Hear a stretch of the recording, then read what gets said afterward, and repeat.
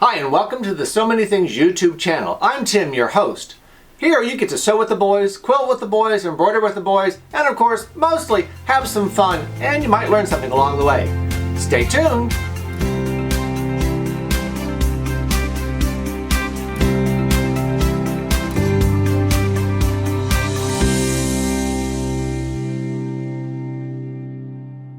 Hi everybody, and welcome to this month's edition of So Many Things Strip Club. This month I'm going to be showing you how to make the Hanging Gardens pattern from Cozy Quilt Designs. It comes in three sizes: a throw size, a twin size, and a queen size. Behind me, the quilt is a throw size, albeit it's a little smaller than in the pattern because we did not put on the fourth border. So you can also make this into a twin size using the same strip pack, a 40 strip pack, without adding any more. So you only need one strip pack to make either the throw, the twin, or the queen. The sizes on the quilts would be, if you put that fourth border on, the throw would be 78 by 78, the twin would be 78 by 97, and the queen would be 97 by 97. As I said, we did not put on the fourth border, so our quilt is 67 by 67. Okay, the fabrics that we use on our quilt, the background fabric is from Timeless Treasures. The strip pack that we use is from Quilting Treasures. It's called Ombre Stitches. It is a 40 count strip pack, 2.5 inch strips. So as I said, this would work for both the throw, the twin, or the queen, because you only need 39 strips for the queen. For your block, you will need 4 2.5 inch squares. 2 2.5 inch squares from your strip, 2 2.5 inch squares from your accent, a 4.5 and a 6.5 inch one color, a 6.5 and an 8.5 inch another color, an 8.5 and a 10.5 another color.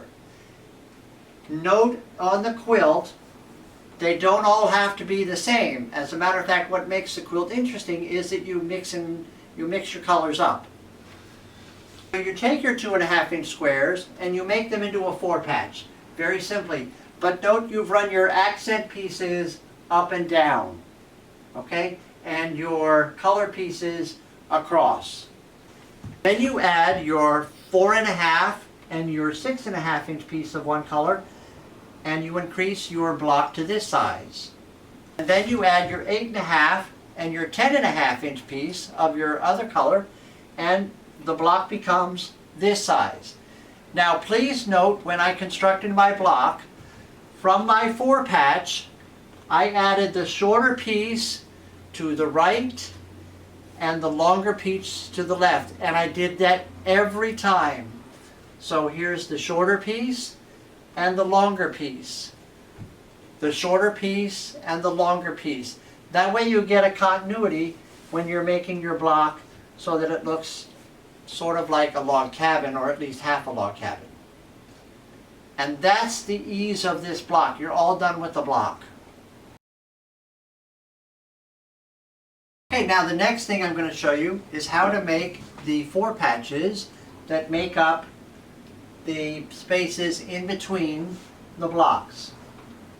The 4 patches are made simply with the strip method.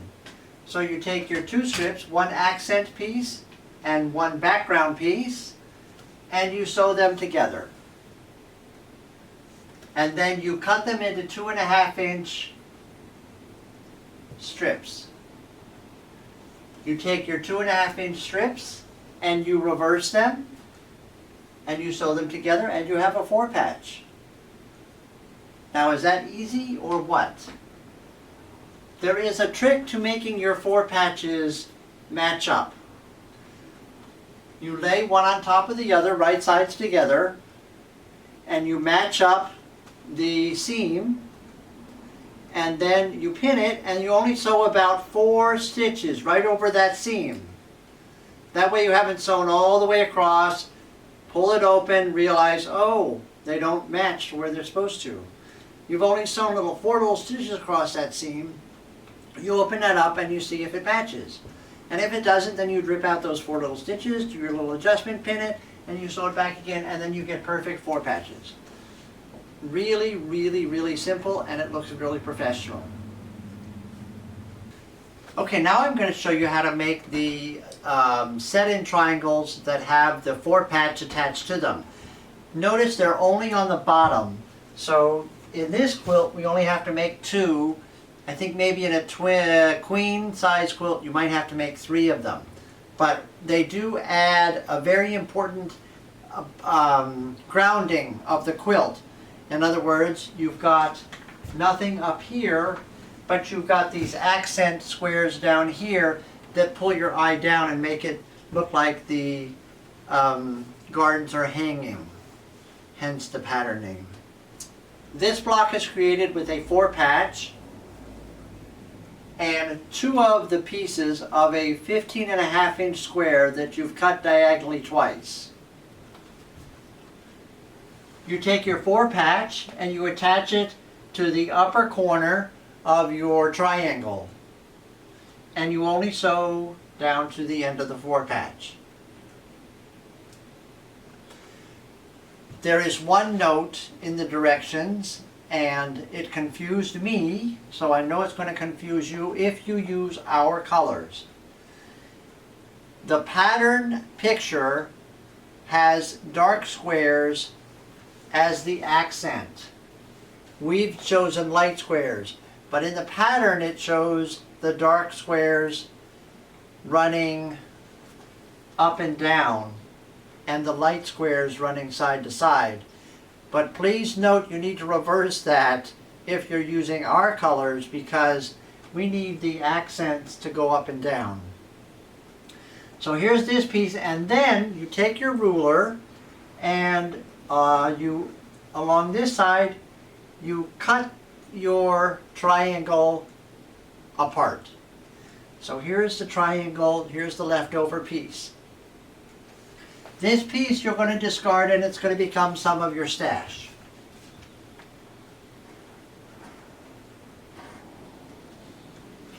Then you take your second triangle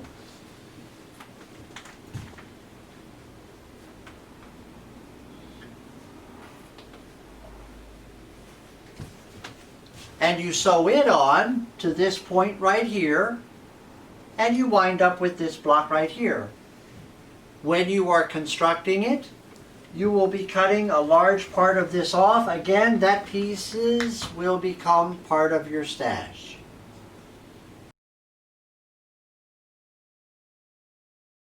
Okay, for the next part of the demonstration, I'm going to be showing you how to make the borders, which look very, very complicated, but are really very, very easy.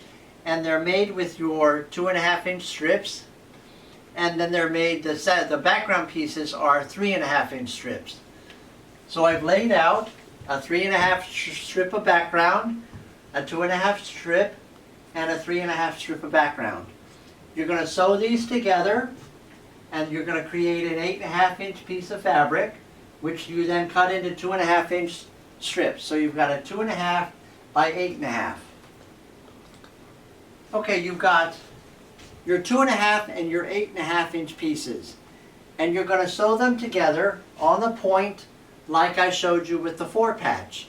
So you line up your seam, you sew across a couple of stitches, you open it up and you see if you like it, and if you don't, then you rip it out and you sew it again, and then you get a very nice series of points.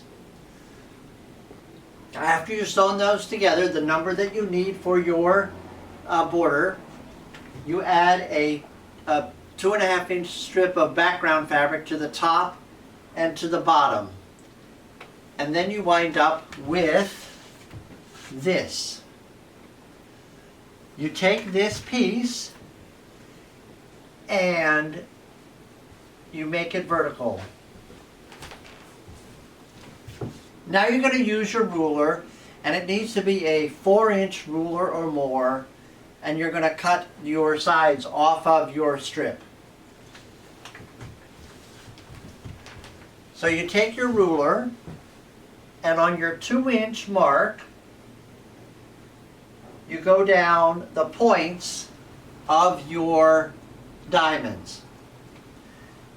My 2-inch line is right here, and I would be cutting right here, showing over here. Then I move my ruler so that now my 2-inch mark is here, and I'm cutting down the other side, shown here. So after you've cut away your sides, you simply remove them. And they could be a part of your scraps, or they're kind of tiny, so they might just go in the trash.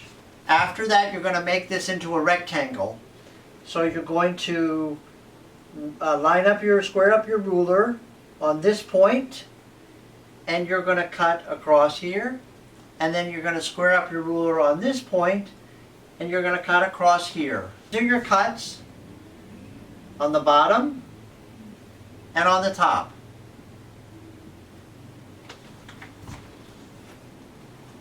Remove those pieces, and now you have a rectangle, and that's what you sew in for your border with your diamonds.